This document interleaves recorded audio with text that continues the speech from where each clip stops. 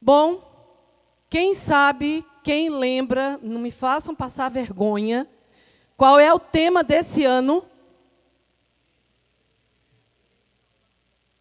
Sem timidez. Qual é o tema?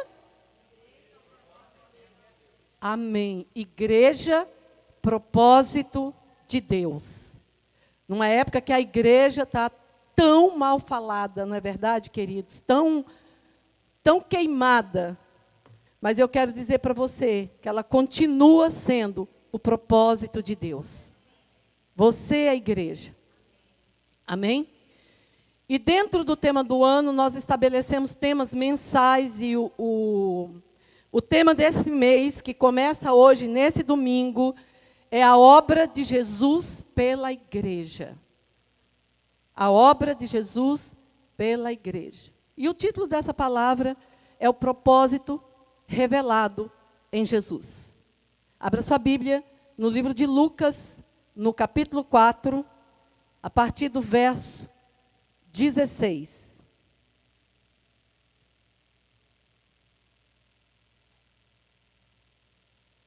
E a hora que você abrir, dê um glória a Deus bem pentecostal, aquele glória a Deus que só você que é crente sabe dar.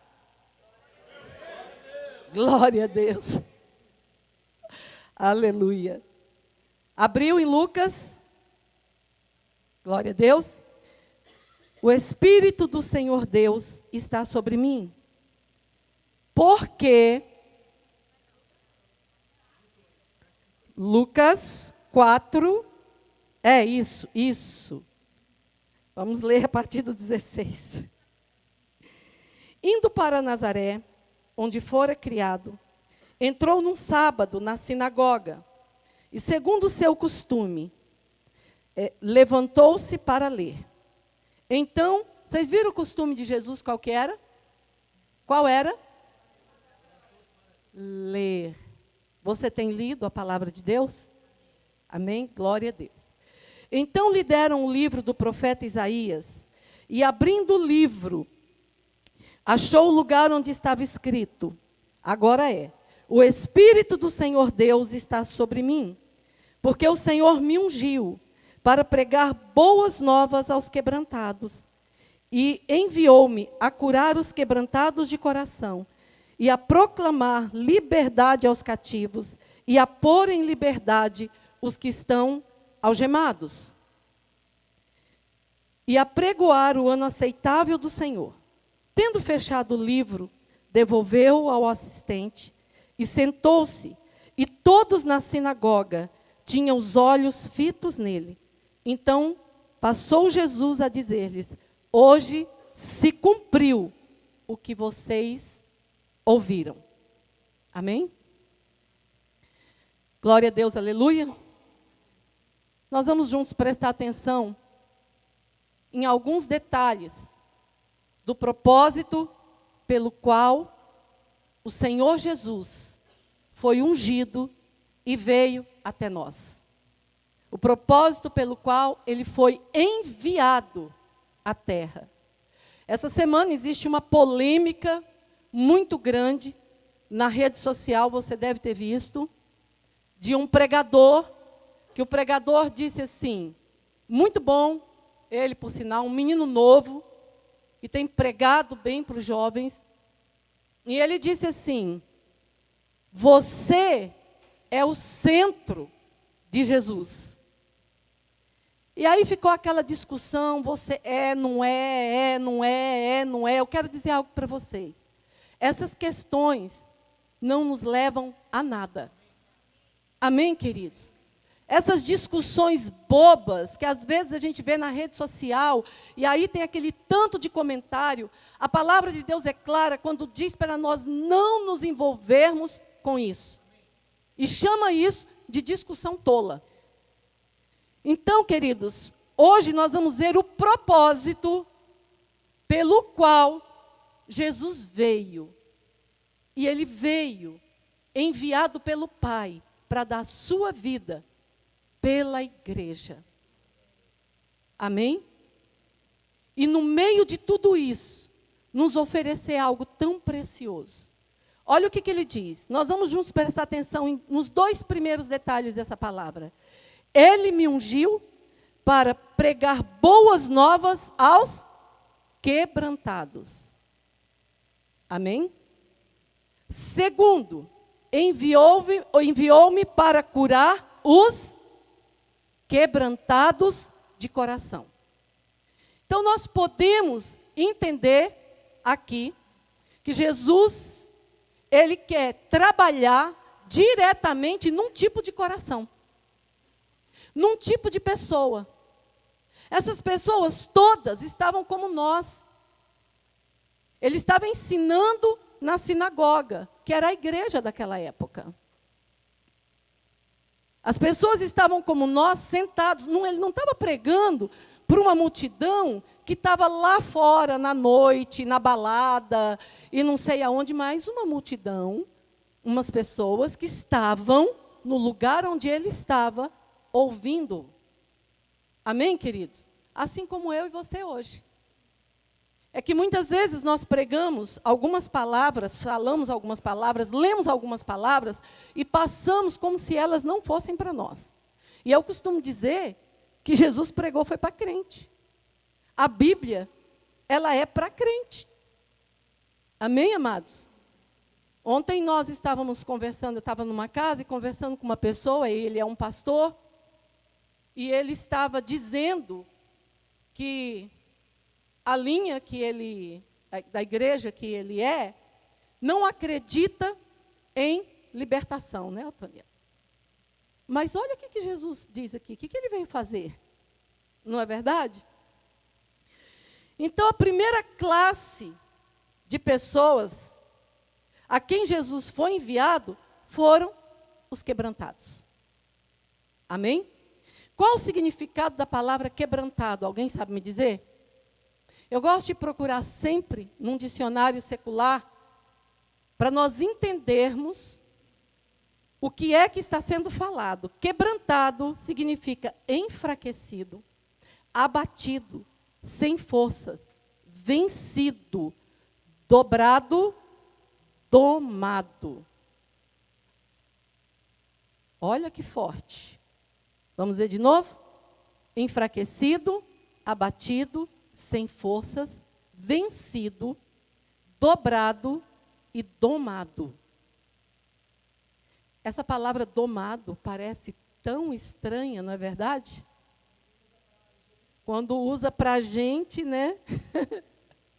Pois é, mas a primeira classe de pessoas para quem Jesus veio são para os fracos, os abatidos, aqueles que não têm força nenhuma, aqueles que se dobram, se deixam dobrar, aqueles que são domados.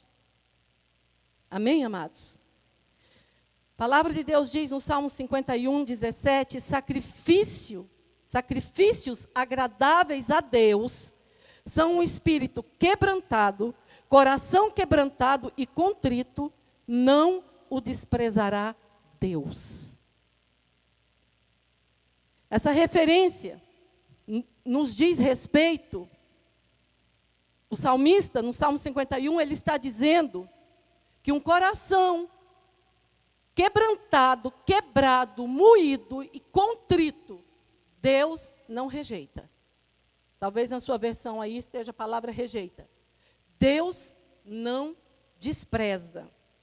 Ok. Então, um coração contrito é um coração que está, no sentido literal da palavra, em contrição, em aflição. Quantas vezes você já se viu em aflição? Muitas. Eu praticamente todo dia, eu estou aflita.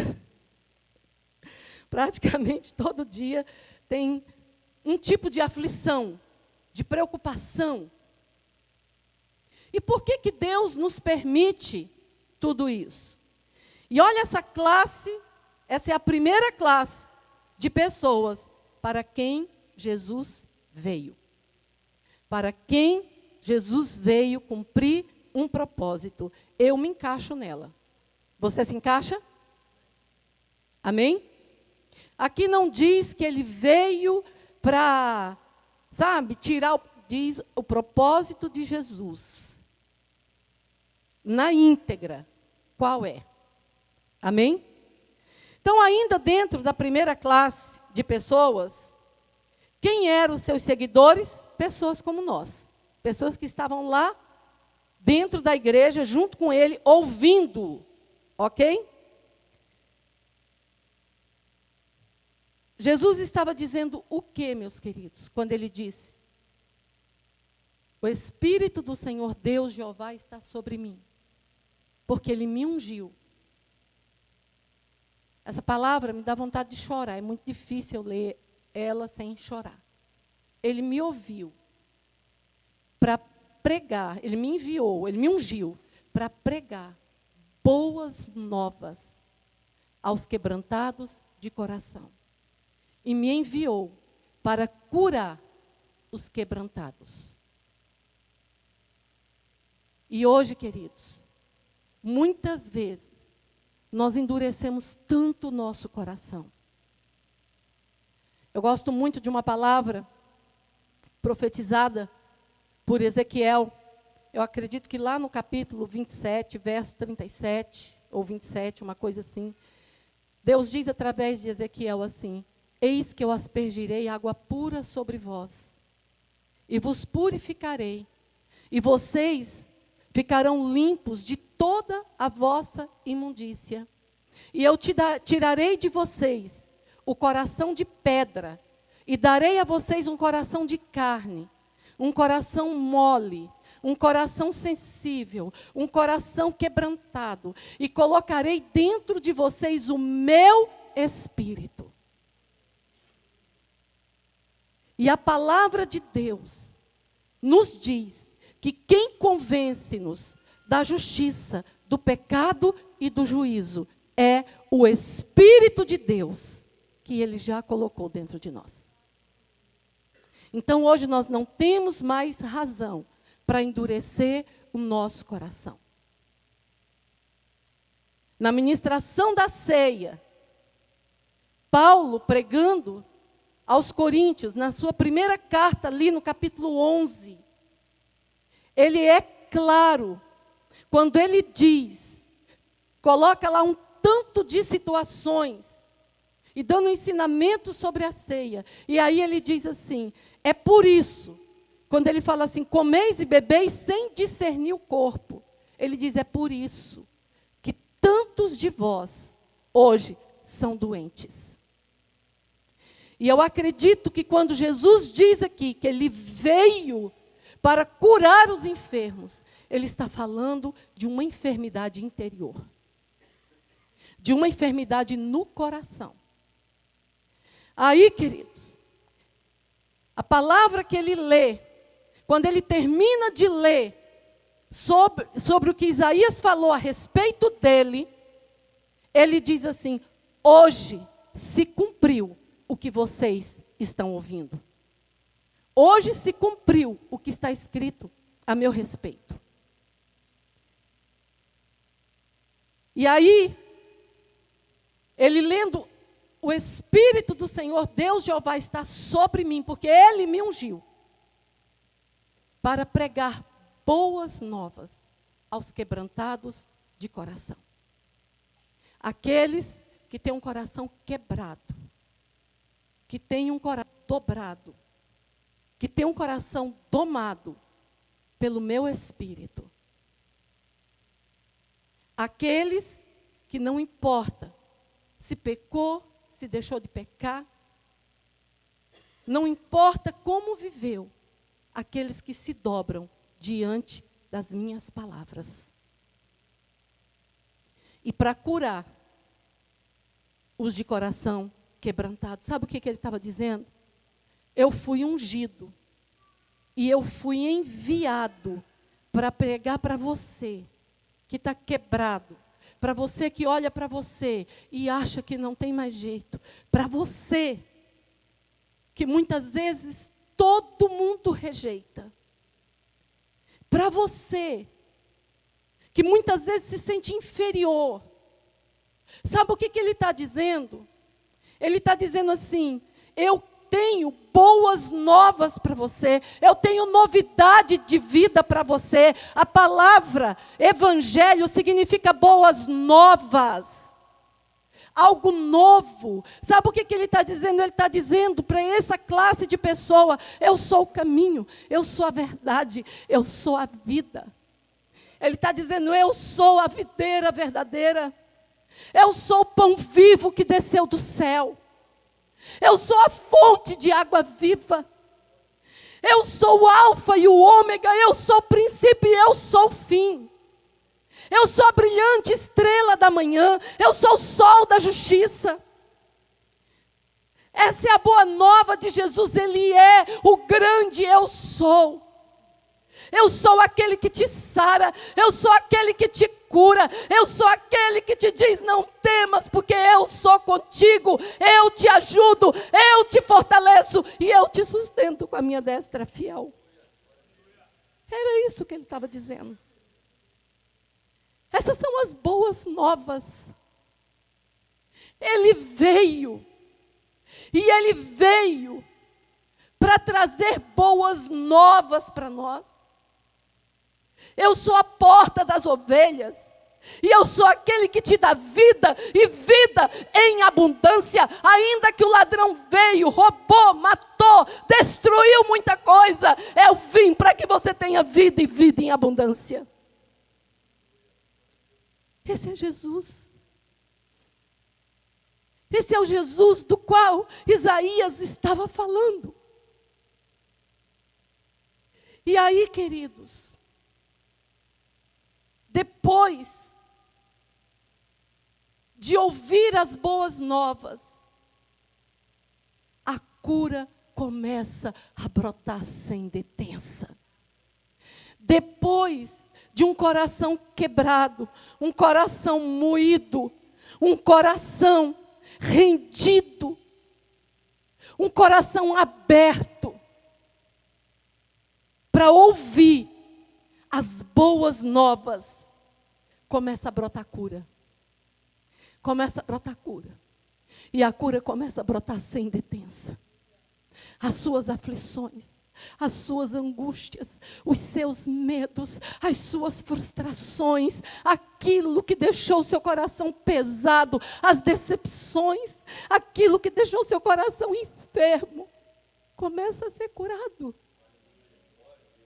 Começa a ser curado.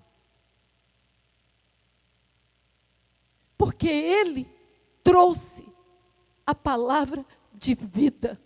E essa palavra, quando bate num coração totalmente rendido, você já ouviu dizer assim, tem gente que fala assim: olha, eu estava no fundo do poço, mas Jesus veio e me alcançou. Sabe quando a gente está no fundo do poço? É quando a gente está bem quebrado. Às vezes não é literal, às vezes as pessoas levam para o sentido literal, na área financeira. Não é isso. É quando o nosso coração está quebrado, quando ninguém mais pode fazer nada por nós. Aí Ele vem. E Ele vem com vida. E vida em abundante. Ele nos alcança aonde mão nenhum nos alcança. Ele nos tira de onde ninguém pode tirar. Ele nos cura de enfermidade que médico nenhum pode curar. Enfermidade que QID nenhum pode detectar. Nenhum MRI pode ver aquilo que Ele vê. E aí, queridos, depois desse coração contrito, depois desse coração quebrantado, Ele diz assim: enviou-me a proclamar libertação aos cativos. Então você está vendo que a primeira coisa que Ele veio fazer, o primeiro propósito dEle, foi curar o nosso coração quebrantado. Ele foi ungido. Porque o Espírito de Deus o enviou, o ungiu, Para quê? Qual foi a primeira coisa? Apregoar as boas novas, as novidades. Porque não tem nada na face da terra que levante mais alguém do que a palavra da verdade.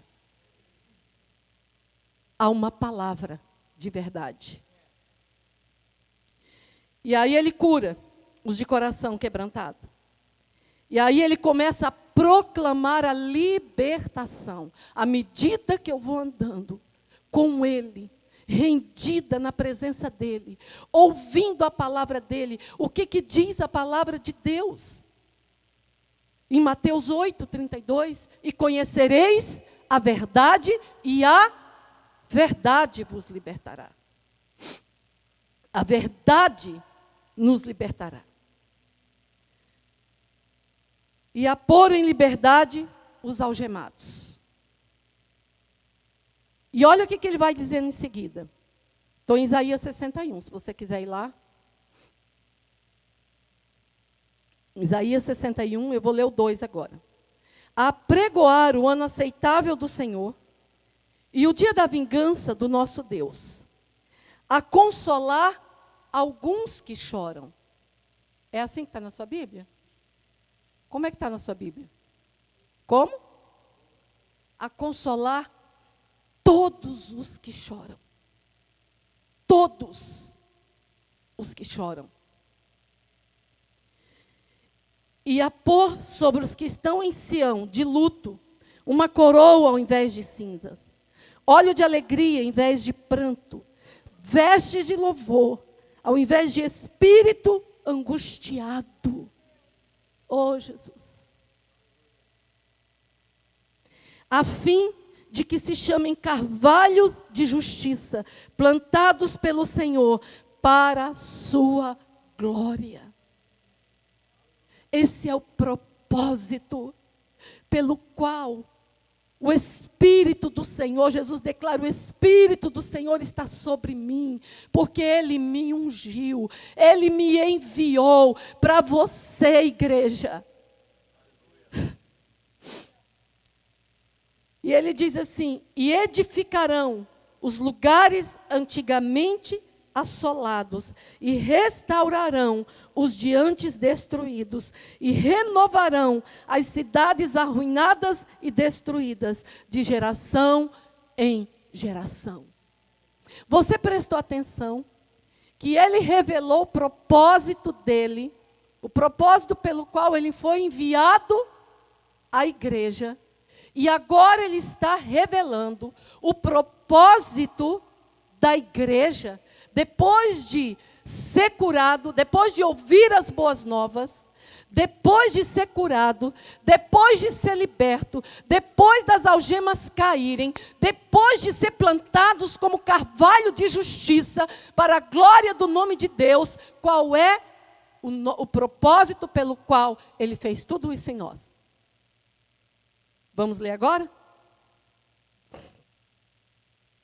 Edificar lugares antigamente assolados. Não adianta escrever não, que eu não consigo. Edificar os lugares antigamente assolados. Restaurar os de antes destruídos. Renovar as cidades arruinadas e destruídas, de geração em geração. Há um propósito de Deus estabelecido para a igreja de Deus na terra. Você e eu somos igreja de Deus na terra. E muitas vezes, meus queridos, nós não nos levantamos para olhar o que está em volta de nós. Porque muitas vezes não entendemos o propósito pelo qual Jesus veio na íntegra. Eu tenho andado ali pela cidade de Summerville.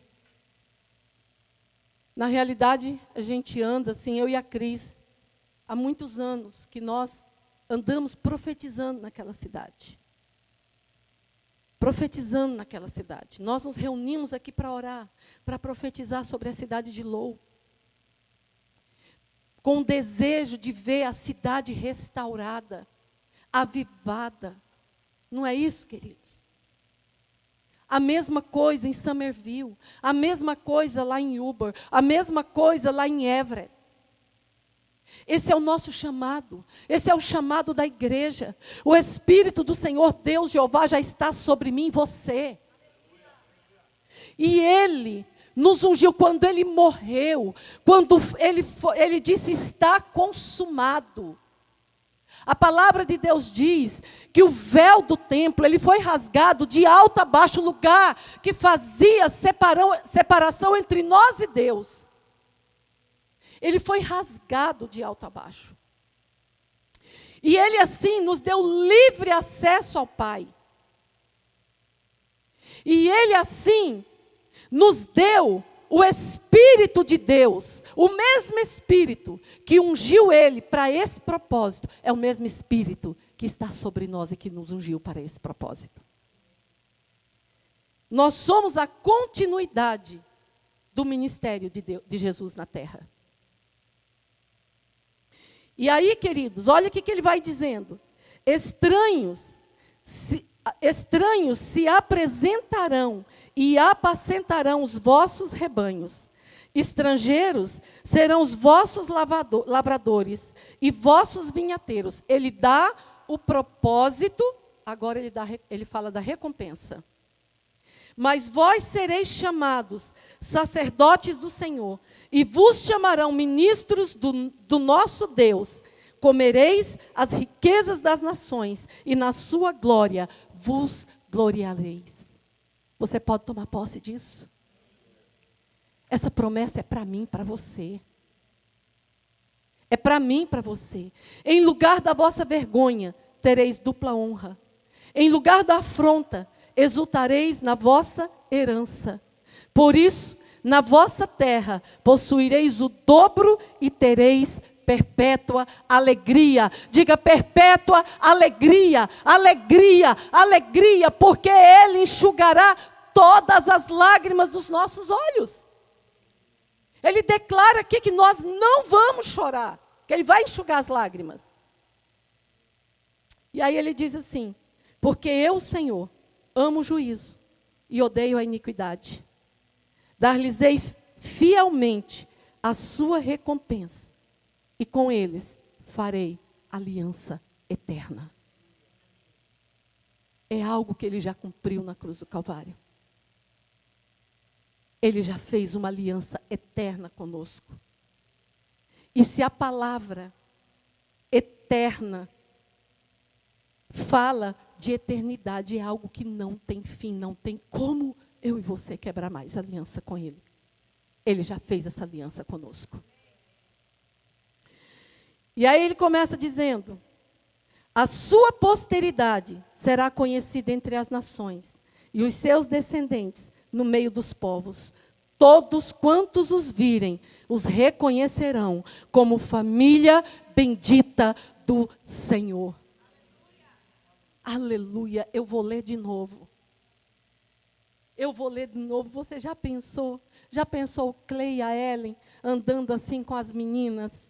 E daqui a pouco com os netos? Né? Deixa eu passar aqui para o... Mas, queridos, passa rápido. Eu que o diga. O meu neto hoje está aqui tocando teclado. Está aqui servindo ao Senhor. Né? Né, Cinho? Já pensou os netos do Mateus e do Lucas? Hã? A sua posteridade, ela será bendita na terra.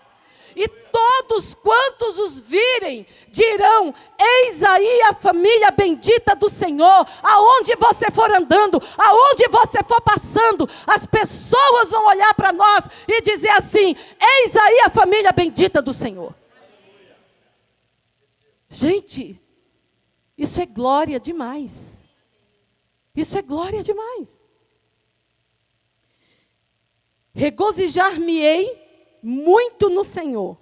A minha alma se alegrará no meu Deus, porque me cobriu de vestes de salvação e me envolveu com um manto de justiça, como noivo que se adorna de turbante, como noiva que se enfeita com as suas joias, porque como a terra produz os seus renovos, e como o jardim faz brotar o que nele se semeia, assim o Senhor Deus fará brotar a justiça, o louvor perante todas as nações. Todas as nações. E essa é uma promessa que parte se cumpriu e parte se cumprirá na minha vida e na sua vida, querido. Na minha vida e na sua vida. Hoje, por causa dessa aliança eterna, eu e você estamos aqui. Por causa dessa aliança eterna, nós fomos incluídos aqui, ó, na cruz. Paulo diz lá no livro de Gálatas, quando eu for levantado no madeiro, palavras de Jesus, eu atrairei todos a mim mesmo. Você já foi atraído por Ele. Eu já fui atraída por Ele para viver essa promessa e esse propósito pelo qual Ele nos atraiu. Quando Ele fala que nós edificaremos as cidades, as ruínas, nós seremos os edificadores. Existem vidas e vidas em ruínas. E eu e você temos essa responsabilidade sobre nós, porque hoje o Espírito do Senhor, Deus Jeová, está sobre nós. Ele já nos ungiu. Ele ungiu a mim e a você para dar continuidade àquilo que Jesus começou.